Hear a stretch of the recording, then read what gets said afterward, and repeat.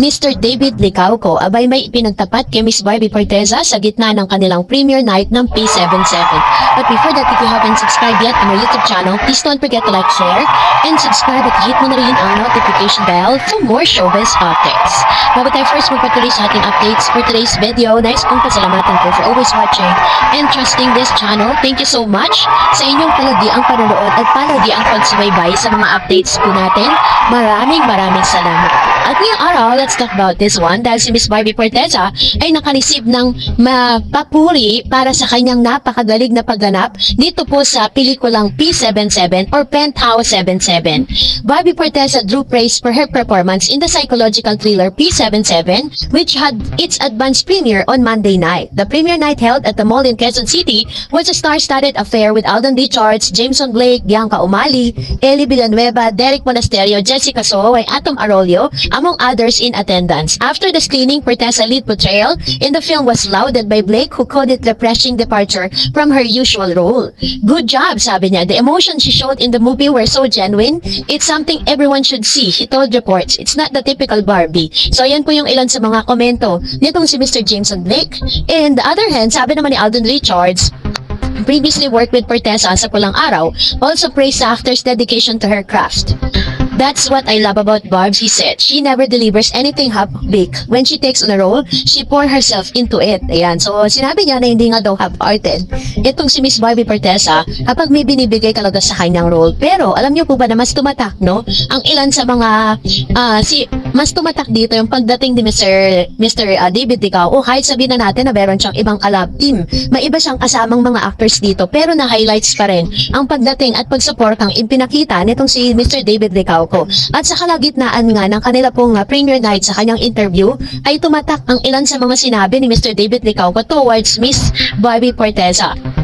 Sa premiere night ng pelikulang P77, inihayag ni David Licauco ang kanyang paghanga kay Barbie Forteza, kapwa bida sa naturang horror psychological thriller. Sa kanyang post sa X-Twitter, ibinahagi niya ang isang still mula sa pelikula at nagpapahayag ng papuri. Sabi niya, ang galing ni Barbie Forteza, I'm a fan. Nadungay na rin siya sa premiere noong July 28 kung saan dumalo ang mahalagang personalidad tulad ni Nessa Baldelon, mga kapwa artista nila sa Dustin Yu, Bianca De Vera, Isa Akumali, Sam Concepcion, Jessica Soho, and Atom Arroyo. Ang P77 ay kilala rin bilang Penthouse, ay isang psychological horror film na dinirect ni Derek Cabrido at isinulat ni Enrico Santos batay sa original na konsepto ni Ange Atienza at Sian Julao. Ito ay pinalabas sa mga sinihan o ipapalabas this coming July 30 sa ilalim ng distribution ng Warner Brothers Philippines bilang ikalawang pelikulang GMA Pictures na kasali sa pamamahagi ng isang Hollywood studio. So, sa kanya pong mga sinabi, no, talaga naman naantig ang ilan sa mga Barda fans kasi si Mr. David, alam natin na sobrang isa siya sa mga parte, no, ng nasabing Miss Barbie Forteza, kaya nga tinawag silang Barda. Hindi lamang siya co-star, kundi tagahanga rin siya ni Barbie.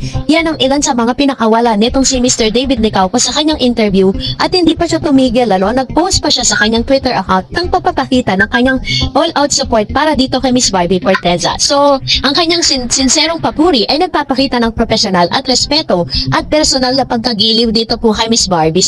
Lagi niya naman po sinasabi talaga na kapag tinatanong siya who's the best actress for him, ang lagi niya sinasabi si Barbie Forteza kasi si Barbie yung nakitaan niya talaga ng pagiging profesional at talagang napakagaling, no, pagdating po sa kanya pong craft, no. So, dahil po dyan, mahigpit to the point lumalantad sa press release David Licauco na bilang isa sa mga ultimate na tagahanga nitong si Barbie Forteza. So, dahil dyan ito naman yung magandang simula ng hype. Ngunit narito ang ilan sa mga yung tinatawag na reaksyon ng mga netizen na talagang sinasabi nila na ito raw yung kung paano ipapakita ni David at kung paano pinakita ni Miss Barbie Forteza ang kanyang mainit na suporta para kay Miss Barbie David sa kasama ng makasalanan. Ganun din yung pagpapakita ng support ni Mr. David Licauco. Pero ninyo, nakauwi na po sila, hindi pa siya tumigil. Nag-tweet pa talaga siya, nag-post po siya sa kanyang social media account para lang i-promote yung movie po ni Miss Barbie. So, ang artikulang David Licauco and Barbie Forteza in P77, I'm a fan, sabi niya, ay nagbibigay ng magandang snapshot sa hype ng pelikulang paparating. Lalo na't may bigat sa social message tungkol sa trauma, acceptance at mental health awareness. Ang pagsasabi ni Licauco ng I'm a fan ay hindi lamang sa simpleng papuri, kundi simbolo ito ng magandang professional na relasyon at mutual respect nila sa industriya. Subalit, upang mas maging matatag at talaga namang kapanipaniwala mga coverage, kailangan din may mga detalyong cinematic breakdown, no? Sa pagtatapos nga ng artikulong ito ay isang epektibong promotional piece ang tumatak sa showbiz interest ng masa. Pero bilang isang pelikula na naglalayong maghatid ng malalim na tema, nararapat mas misteryoso at analytical ang pagtatalakay upang tunay na maingangat ang pag-intindi sa film at sa mga paksang mental health at trauma. Kasi yun po kasi, doon po umiikot kasi talagang nilabas ni Miss Barbie Forteza yung galing niya dito po sa P77 na to. Kaya ito po yung usap-usapan ngayon sa SOCMED. Ganon din naman si David Licauco ay talagang napahanga ni Barbie sa kanyang ipinakita sa nasabing movie. Kaya naman talagang marami pong mga Barbie fans ngayon natutulog ng nakangiti dahil po sa mga revelation na unti-unting lumalabas nitong mga recent days. So, dahil dyan, magbasa tayo ng mga comments niyo sa comment section. So, unahin natin ang komento mula kay Miss Sinaida. Sabi niya, syempre may pinoprotekta ang relasyon si David sa kanyang girlfriend. Ay nako, hindi ko alam kung saan nanggaling yan. And sabi ni Miss Edita, nako GM Barda, ayaw pa rin tumigil sa pambabash, delubious siya.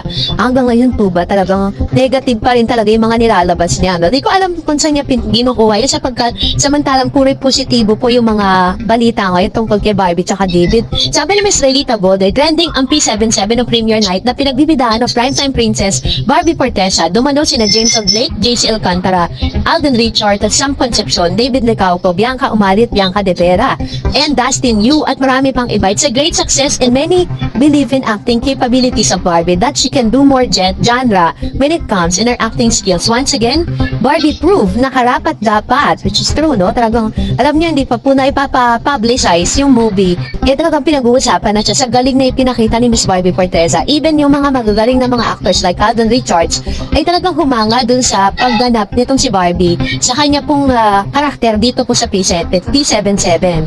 And sabi niya, dapat siya ng mga awards sa kanyang nare-receive. Everyone who watched the premiere of the movie have their different opinion about the good portrayal of Barbie, top 1 and bankable star. Ayan. So ito naman yung kanyang napakagandang komento patungkol kay Barbie Forteza. Talaga naman po masasabi natin na nakahilera na rin si Barbie sa isa sa mga bankable star dahil hindi po siya nauubusan ng proyekto.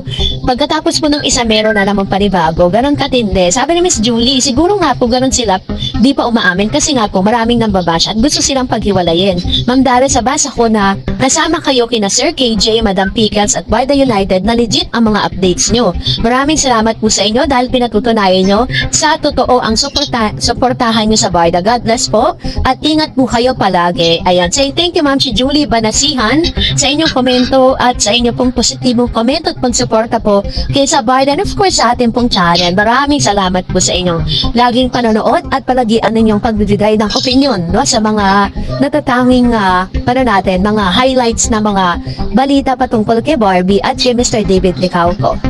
Sabi naman ni Ma'am Chinilda Gonzaga, that's better to be true to both of you. At least, honesty is the best policy. The truth will set you free. Cool and calm. Stress-free pa more, diba? And of course, sabi ni Miss Jenny Reyes, God bless my dear writer. Ayan, thank you Ma'am Chiseni sa inyo pong komento, no? And of course, syempre, is, sooner or later, is lalabas na rin naman talaga yung totoo, no, between them. Sabi ni Miss Jenny Reyes, advance happy birthday, Miss Barbie.